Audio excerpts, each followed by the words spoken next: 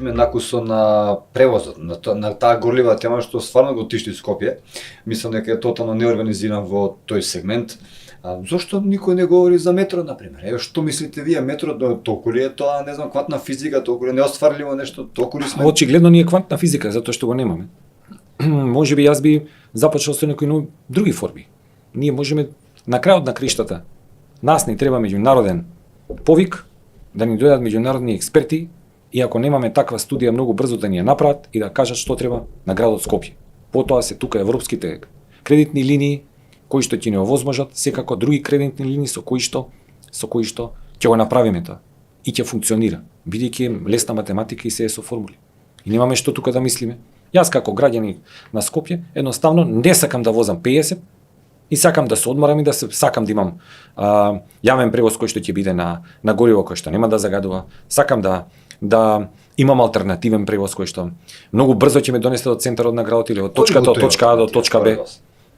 Еве да кажеме, градот Истанбул како град Истанбул, повторно го спомнувам, го имаме брзиот автобуски превоз.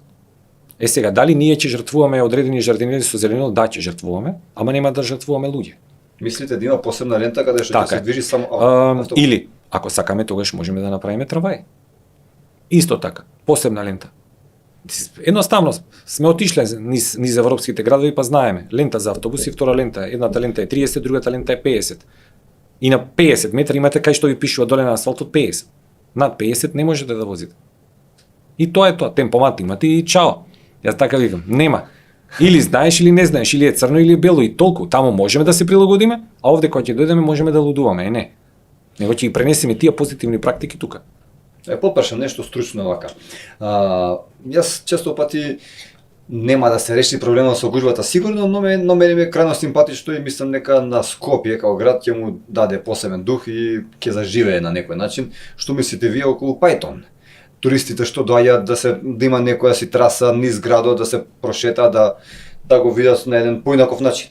Дали Скопје како град може тоа да го направи, не од аспект на може, не може, сигурно дека може, него дали духот на градот е за таа работа, например? Се она што ќе му даде дополнителна вредност на градот, секако дека може. Ние имавме и луѓе кои што се сликаа, манекени ја би ги нарекол, кои што беа интерактивни и мотивираа луѓе да се сликаат со нив на плоштадот. Многу добро знаете. Имавме и Пајтон, не знам каде, имавме и одредени јас ги викам вртелишки. За млади, сега ги немаме. Ги немаме ни младите. Ги немаме ни децата. Луна парк. Дури во почетокот на 90-тите имавме и коњица полициска, која што беше повеќе за сликање отколку за нешто повеќе, но беше атрактивна и убава. Значи се тоа нас не е потребно. Кога ќе влеземе во една земја, првата и основна перцепција за самата земја е човекот кој што ќе не пречека на граничниот премин. Патиштата по кои што возиме, хигиената, градот и неговите можности за превоз и достапност, мобилност и секако полицијата.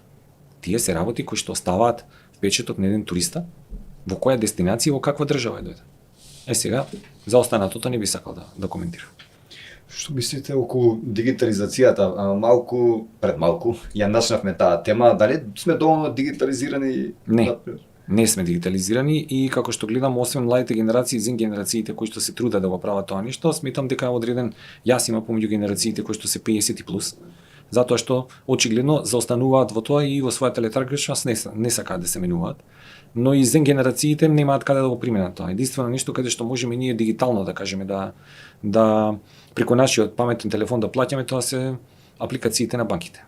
Во туристичката индустрија како туристичка индустрија, начнавме.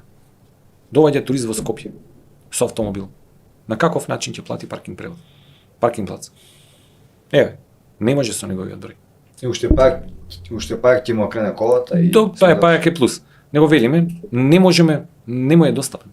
Сака да го направи, тоа не му е достапно. Дополнително сакаме да имаме интерактивни табли, да имаме мапи интерактивни, да имаме мобилни апликации, ништо не е направено. Колку сајтови имаме на одредени хотели каде што се поврзани, да кажеме, генерално со генералниот сајт Macedonian Times, кој што не знам дали се ажурира, бидејќи со престанувањето на работа на Агенцијата за промоција и поддршка на туризмот, сметам дека престана некако и промоцијата на државата и се уште министерството се наоѓа лево или десно и се надевам во многу брзо време ќе се консолидира, и ќе започне, но тоа е континуиран процес, не смееме да имаме гапови.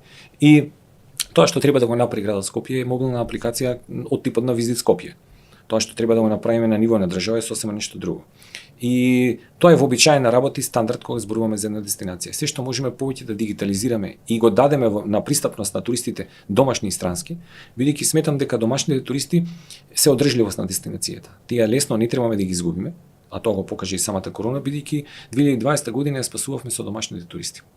2021 се отворивме во првиот чекор со регионот, создавајќи зелени зони. 2022 година се потрудивме да комуницираме повеќе со традиционалните пазари, тоа го направивме. Многу беше тешко да водите една агенција за промоција и поддршка на туризмот, кога повеќе се боревме, некој да не ни го смени името на штандот.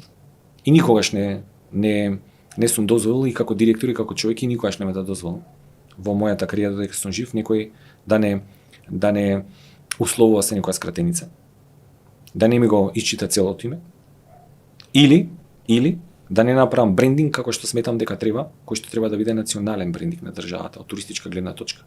Дури ние успеавме некаде 2022 година со Отворениот Балкан да создадеме еден туристички бренд кој што комуницираше во рамките на Отворениот Балкан, истиот понатаму по сите стандарди светски да почнеме да го развиваме на европско ниво. Во овој момент забравивме се и некако потрупавме, а сакаме да почнеме од ново, ама некако стартот ни е тежок. Дали јас не ве разбрав доволно или малку пред малце кажавте дека не ви смета промената на името, сега велите дека никогаш не би дозволиле. Знаете како?